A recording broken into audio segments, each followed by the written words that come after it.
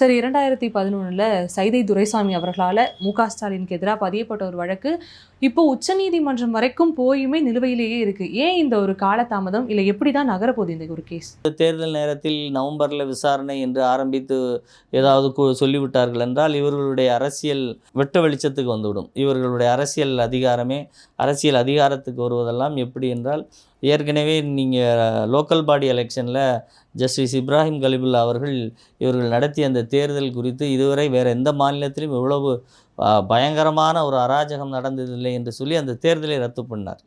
அந்த அளவுக்கு தேர்தலில் மோசடிகளில், தேர்தலில் தில்லுமுள்ளு செய்வதில், தேர்தல் குற்றச்சாட்டுகளில் மிக லாபகமாக ஈடுபடுவதில் திமுகவினர் கைதேர்ந்தவர்கள்.